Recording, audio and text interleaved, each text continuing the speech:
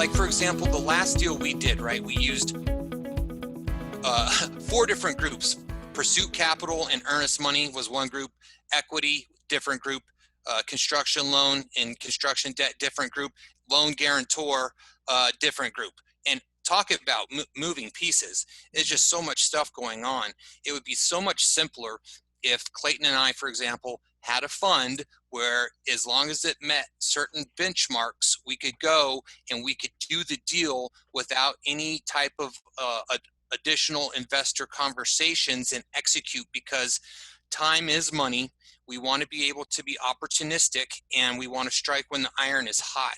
So when it gets down to that time and we do tie up a deal, can you talk a little bit more about what that looks like, and is that money available, or is it's not in escrow, right? Do you have to go recircle back to the investors and say, this is our deal, would you like to come in? All right, so you've asked a very important question. I want to be clear. First of all, I told you right at the beginning, the single most important thing is to have good deals, well underwritten, thoroughly underwritten, that are compelling and risk mitigated. So let's be clear about that. The other thing that you have is you have to be able to demonstrate that you can actually execute on a business plan that typically is going to be reflected in your background and track record. You're asking about a fund, and yes, of course, as a developer, there is nothing more fantastical, pulling from the word fantasy, about having a fund, right? To alliterate a little bit. Yeah. Of course, you would love to have a pool of cash sitting there that you can tap into at a moment's notice. But yes, that is my fantasy. Yes, it is extremely difficult to raise a fund. Okay. And the reason that it's extremely difficult to raise a fund, and you've touched on this already, actually you've defined why, perhaps without knowing it. And that is that you identified that you raise money based on some underlying investment thesis. And as long as you find deals that fit with that thesis, you can use the money. Okay, so that's fine, but it adds an enormous barrier to your ability to raise capital, because now, not only do you have to, because now you have to explain, the first thing you've got to explain is the thesis, the investment thesis behind your fund.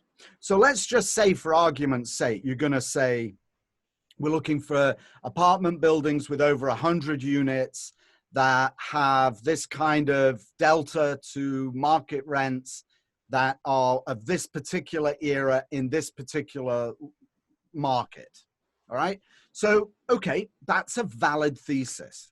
The question is, all right, how do I know as an investor that you can deliver that? First of all, well, that you can deliver to that. Show me all the deals that you've done that have gone full cycle to prove that you know what you're doing according to that thesis. And if you can't do that in a compelling way, you won't raise money for a fund.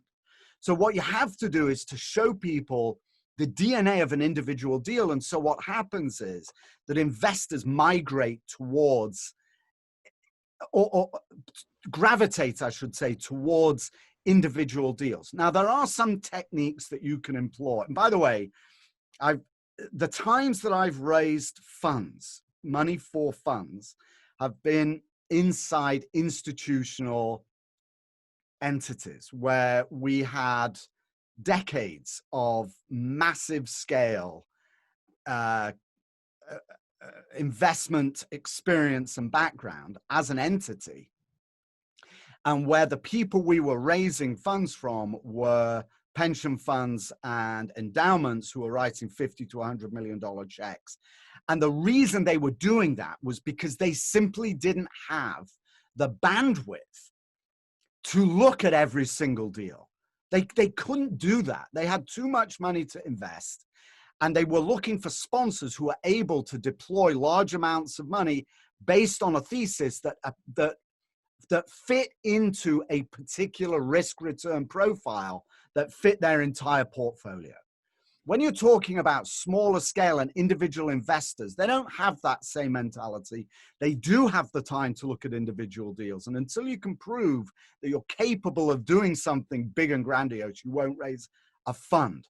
Now, having said that, there are some ways that you can create a little bit of leverage to get people into a fund before they go into individual deals. And the way that you can do that is that you can make it a condition of investing in an individual deal that a prospect or an investor is already invested in the fund. So you might say the pathway to investing in an individual deal is a $50,000 or $100,000 minimum in the fund.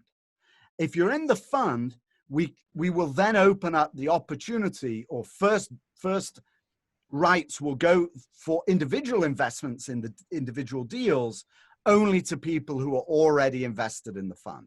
So that's one way that you can try to lever prospect or investors through a fund into individual deals. But don't get me wrong, I want to be really clear, actually, it's extremely difficult to raise money for a fund.